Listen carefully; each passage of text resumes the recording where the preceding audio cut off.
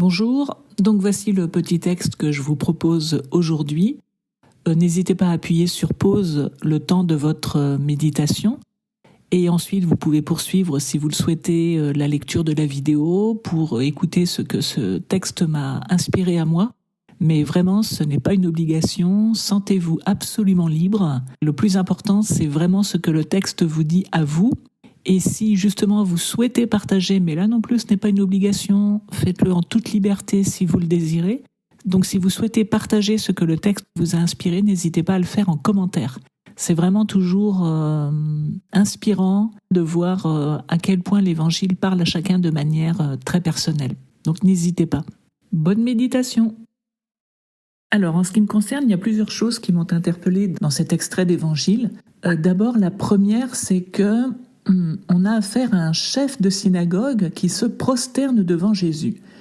Et je me suis dit, mais c'est hyper rare qu'une autorité se prosterne devant Jésus. Donc je suis allée voir la petite note de la Bible Hostie qui parle de cet homme, de Jaïr, comme sans doute un des membres éminents de la communauté, je cite, qui exerçait une certaine autorité administrative. Je me suis dit, une autorité administrative, pas une autorité religieuse ou intellectuelle.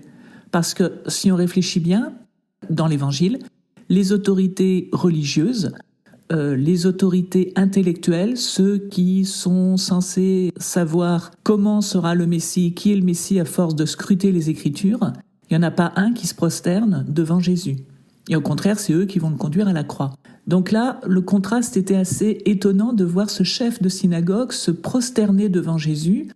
Bon, voilà, on a déjà une petite réponse, c'est que en fait, c'est pas une autorité religieuse, probablement pas, en tout cas une autorité religieuse intellectuelle qui croit tout savoir. Et puis deuxième point surtout, c'est qu'il agit pas en tant que chef de synagogue, il agit en tant que papa, en tant que père d'une petite fille qui est en train de mourir. Et donc, le canal de l'amour est grand ouvert et là, un parent dans cette situation serait prêt absolument à tout.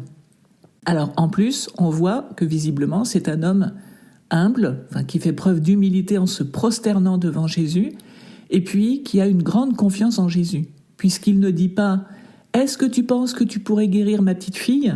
Il affirme d'emblée « Viens poser les mains sur elle » pour qu'elle soit sauvée et qu'elle vive. Donc il est absolument sûr que si Jésus vient poser les mains sur elle, elle sera sauvée et elle vivra. Donc il a une confiance incroyable, en fait, cet homme en Jésus. Donc là, je dirais tous les ingrédients sont réunis pour que l'action de Jésus puisse se développer et arriver à son terme, puisque on a d'une part le canal de l'amour qui est grand ouvert, l'amour d'un père pour son enfant. Ensuite, on a l'humilité de cet homme et puis sa confiance inébranlable. Donc à partir de là, Jésus va répondre à cette supplication et va le suivre. Et là aussi, on peut observer encore que Jésus va faire ce déplacement pour un individu, pour une petite fille. De même que juste avant, il avait traversé le lac pour un homme qui était possédé par un esprit impur, et ensuite il est reparti, puisque de toute façon il n'avait pas été accueilli dans le lieu. Mais il avait fait toute cette traversée pour une personne.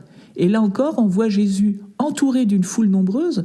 Donc on peut supposer que dans cette foule nombreuse, il y a beaucoup de gens qui ont envie peut-être de l'entendre ou de se faire guérir, etc. Et lui va, à la demande de Jaïr, se déplacer pour une personne, une petite fille, pour la sauver. Parce qu'il sait qu'en l'occurrence, probablement, je ne sais pas, je ne suis pas à sa place, mais en l'occurrence, les ingrédients sont réunis pour que cette petite fille puisse être sauvée et que cette guérison porte un fruit autour d'elle, puisque Jaïr, en fait, il croit déjà en Jésus. Il croit déjà dans le pouvoir de Jésus, même s'il ne sait sans doute pas très bien qui est Jésus.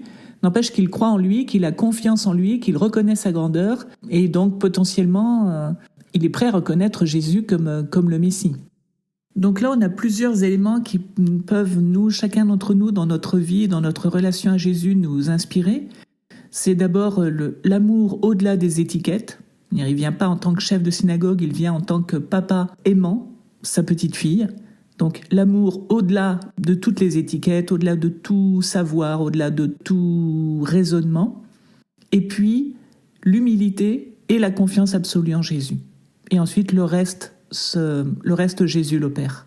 Et voilà, c'est à méditer aussi pour nous dans notre vie au quotidien.